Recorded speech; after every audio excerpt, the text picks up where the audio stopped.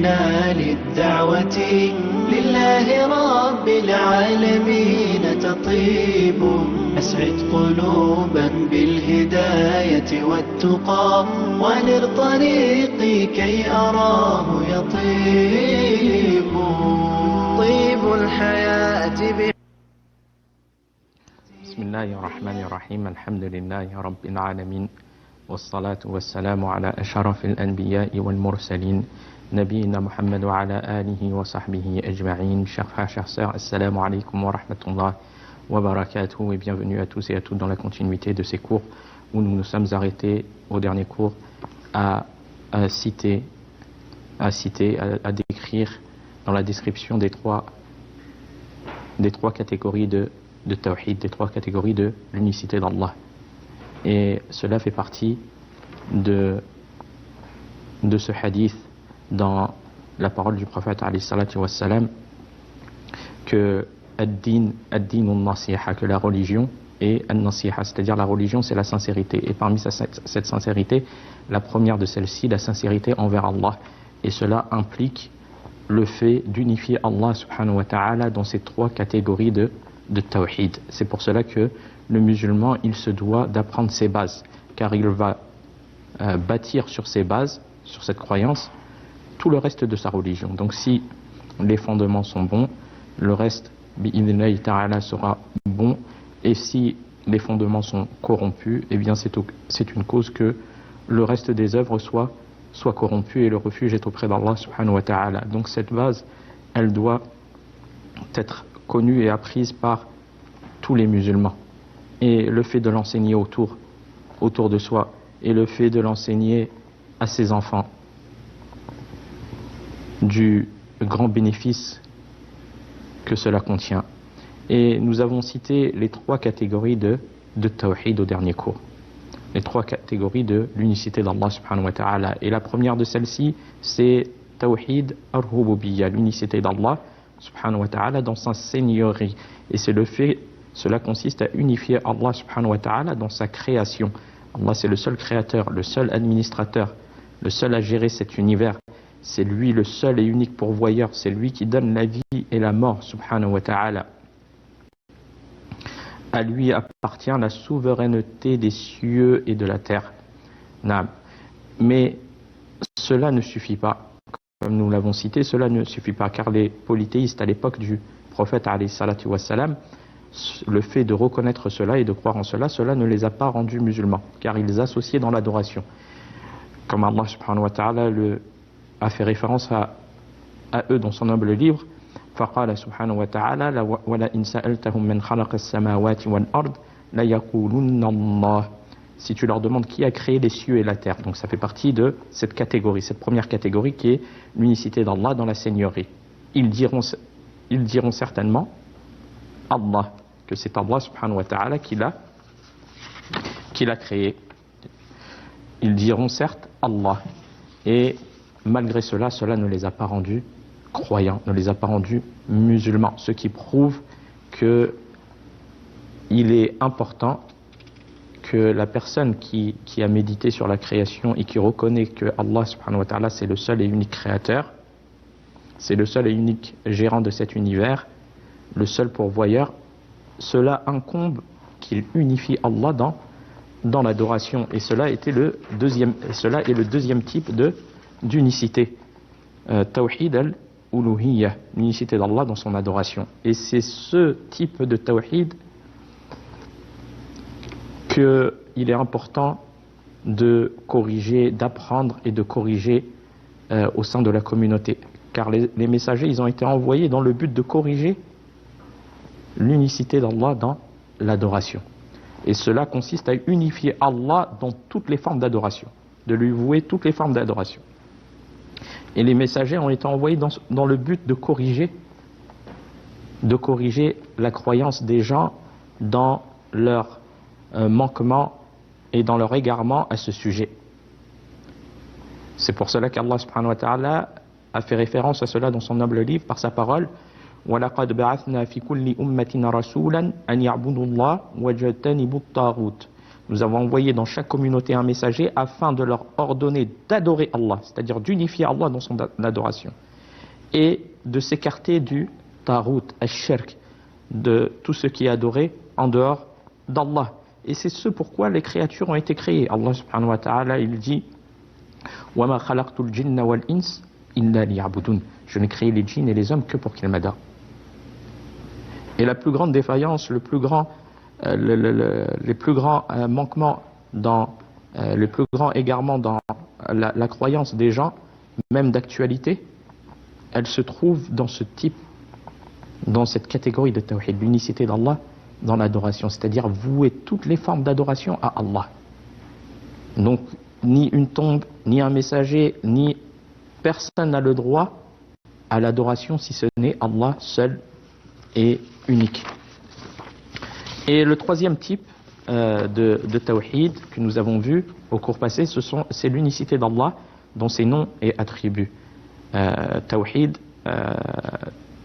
illah fi al-asma wa sifat.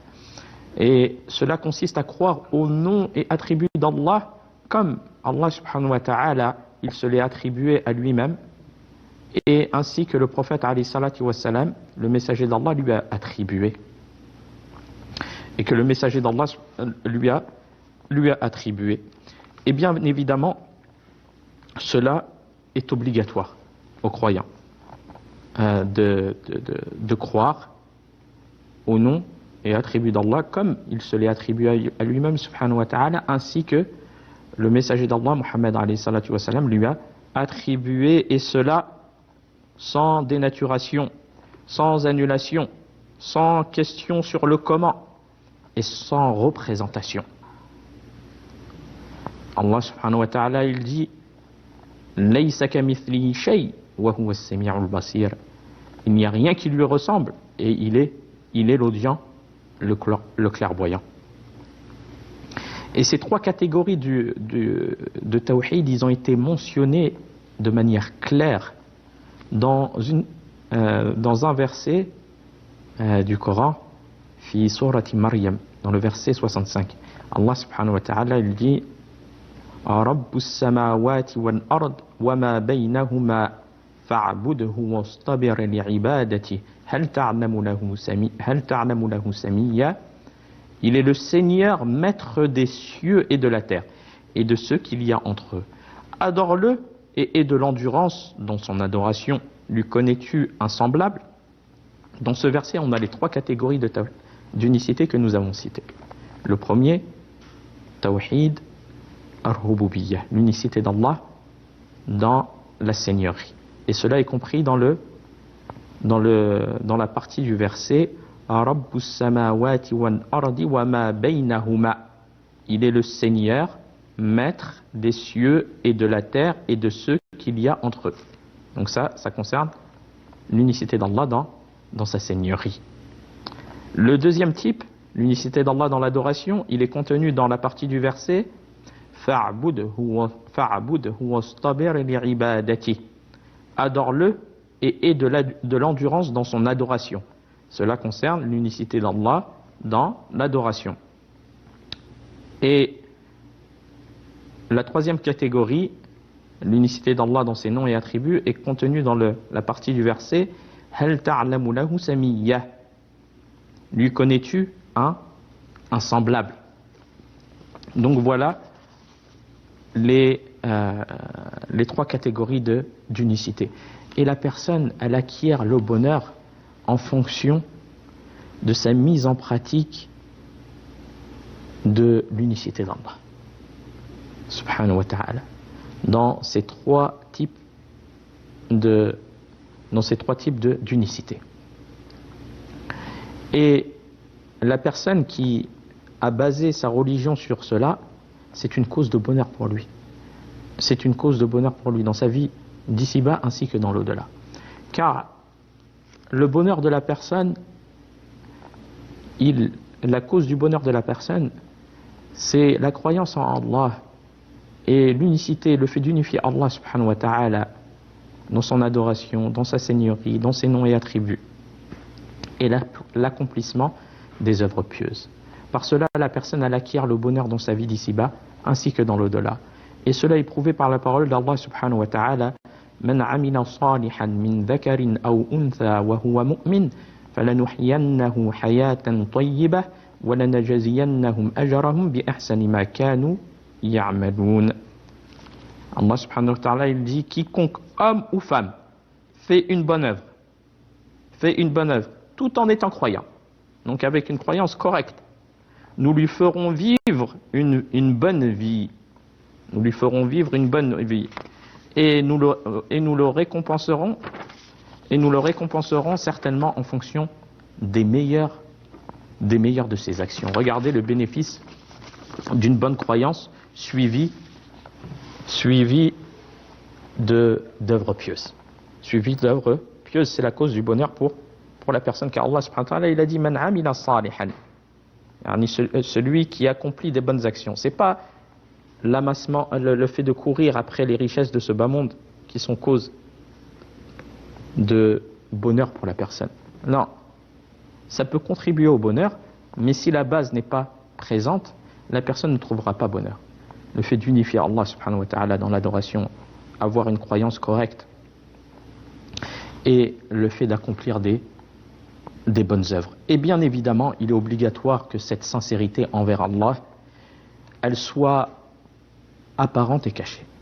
Elle soit apparente et cachée. Car la personne,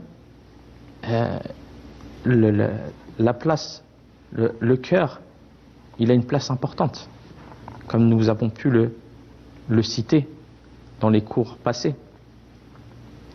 Et la personne, elle doit, ce qu'elle croit, elle doit avoir la croyance et la certitude que nulle divinité ne mérite d'être adorée excepté Allah subhanahu wa ta'ala.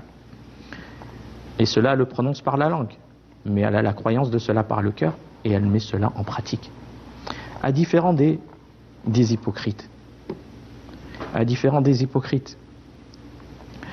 Qui souhaitent tromper Allah et les croyants, mais ils ne trompent qu'eux-mêmes. Et le fait qu'ils prononcent par la langue ce qui n'est pas présent dans son cœur. D'où l'importance du cœur. Comme les hypocrites à l'époque du prophète alayhi salatu wassalam, qui venaient au prophète alayhi salatu wassalam en montrant qu'ils avaient croyance et foi au messager d'Allah alayhi salatu wassalam, mais Allah subhanahu wa ta'ala, c'est ce qui se cache dans les cœurs. Allah azza wa jalla il dit fi surati al-munafiqun, Allah subhanahu wa ta'ala il dit idha ja'aka al-munafiqun qalu nashhadu innaka la rasulullah wallahu ya'lamu innaka la rasuluhu wallahu yashhadu innal munafiqina lakadhibun. Regardez les hypocrites. Quand les hypocrites viennent à toi, ils disent nous attestons. Donc ils prononcent par la langue ce qui n'est pas dans les cœurs. Ils disent nous attestons que tu es certes le messager d'Allah. Allah sait que tu es vraiment son messager. Allah il connaît toutes choses, il sait ce que se cache dans les poitrines, même si la personne a fait apparaître une chose qui est contraire de ce qui est dans le fond de son cœur. Allah sait que tu es vraiment son messager. Et Allah atteste que les hypocrites sont assurément des menteurs. C'est pour cela que les hypocrites, ils sont au plus bas degré de l'enfer. Du mal qui cause aux musulmans, aux croyants. C'est-à-dire qu'en période, lorsque les musulmans sont en difficulté, leur hypocrisie se manifeste. Lorsque les musulmans ils sont en faiblesse, eh bien leur hypocrisie elle se manifeste. Et quand les musulmans sont en période d'aisance et de bien, ils font apparaître la croyance aux musulmans. Et ce, par tromperie et par intérêt. C'est pour cela qu'ils sont au plus bas degré de l'enfer. Car ils trompent Allah subhanahu wa ta'ala, ils croient tromper Allah, mais ils ne se trompent qu'eux-mêmes. Comme Allah subhanahu wa ta'ala, il dit يُخَادِعُونَ اللَّهَ وَالَّذِينَ آمَنُوا وَمَا يَخْدَعُونَ إِلَّا أَنفُسَهُمْ وَمَا يَشْعُرُونَ. Allah subhanahu wa ta'ala, il dit dans le verset 9 de Surat al-Baqarah, ils cherchent à tromper Allah et les croyants, mais ils ne se trompent qu'eux-mêmes et ils ne s'en rendent pas compte.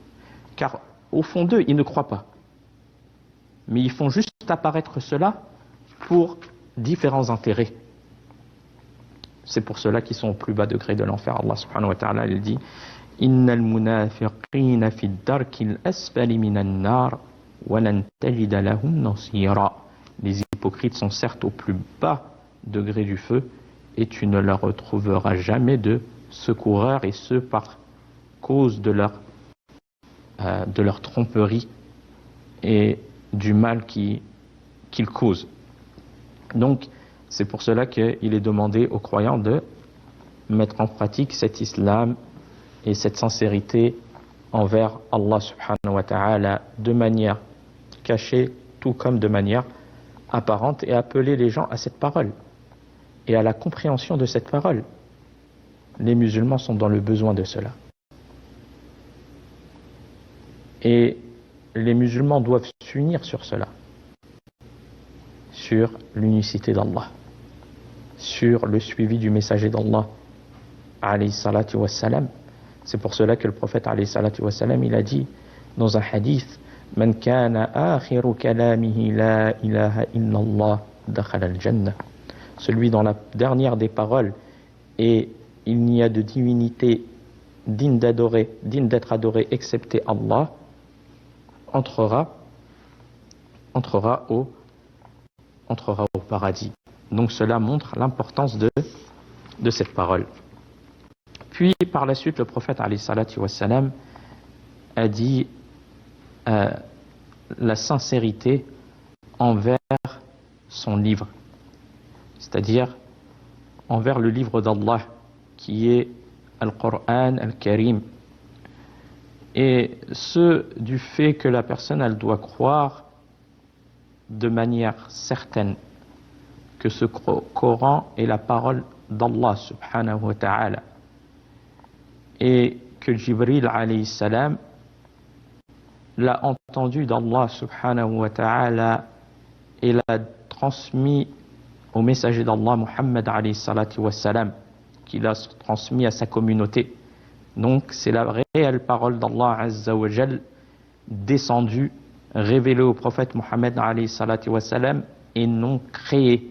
Et il est important aux croyants d'avoir cette croyance-là. Et cela comprend la sincérité envers la parole d'Allah, envers le livre d'Allah subhanahu wa ta'ala, comprend le fait de croire dans un premier temps qu'il s'agit véritablement de la parole d'Allah subhanahu wa ta'ala, révélée au prophète Muhammad alayhi salatu wa salam. Deuxièmement, le fait de croire ce qui s'y trouve comme information, et ce avec certitude. Toute information contenue dans le livre d'Allah, la personne doit avoir certitude en cela, sans être touchée aucunement par le doute. Parmi la sincérité envers le livre d'Allah subhanahu wa ta'ala, le fait de défendre le livre d'Allah et de repousser de lui toute altération et toute fausse interprétation donnée par les gens du faux. Aussi, le fait de contribuer à ce que soit appris le livre d'Allah subhanahu wa ta'ala sur terre, comme le fait de construire et contribuer à la construction d'écoles où on apprend le livre d'Allah subhanahu wa ta'ala, et contribuer à ce que cela se propage. Les écoles coraniques où les enfants peuvent étudier, car parmi la sincérité envers le livre d'Allah, le fait de l'étudier. Donc le fait d'étudier, et les gens puissent étudier le livre d'Allah par ta cause. Tu as contribué à pouvoir construire une école coranique, tu as contribué à tout ce qui peut financer les besoins de cette école, que ce soit au niveau des enseignants et autres. et le fait de faciliter cela aux gens, l'apprentissage, aux gens dans la communauté. Quelle récompense la personne récolte avec une intention sincère pour Allah? Quelle récompense la personne récolte au jour de la résurrection par rapport à ses œuvres bénéfiques, méritoires. Aussi, le fait de beaucoup le réciter. La personne qui lit une lettre du livre d'Allah, elle est récompensée pour chaque lettre lue, de 10 hasanat. Le mérite de la lecture est de multiplier la lecture du livre d'Allah subhanahu wa ta'ala. Le fait de le méditer afin d'en tirer profit et de comprendre le sens voulu par les versets. Le fait aussi de croire que ce qu'il comprend comme règles et jugements sont les meilleurs. Ce qui comprend le Coran comme règles et jugements sont les meilleurs. Et la personne, elle doit chercher règles et appliquer les règles et jugements contenus dans le livre d'Allah subhanahu wa ta'ala. Et le fait aussi de le mettre en application. Le fait de mettre en application le livre d'Allah subhanahu wa ta'ala. Et cela par le fait de mettre en application ses ordres et de délaisser ses interdits.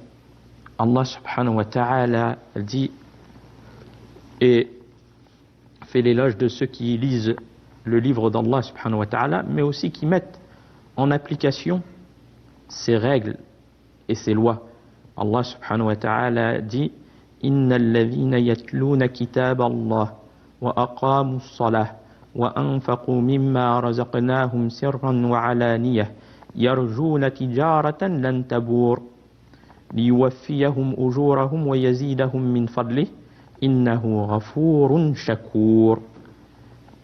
Ceux qui récitent le livre d'Allah accomplissent la prière. Donc ils récitent le livre d'Allah, accomplissent la prière et dépensent en secret et en public une partie de ce que nous leur avons attribué. Espèrent faire un commerce qui ne périra jamais. L'imam As-Sa'di il dit à ce sujet, ils vouent leurs actes exclusivement à Allah subhanahu wa ta'ala et n'espèrent à travers eux aucun dessein mauvais ni aucune intention corrompue.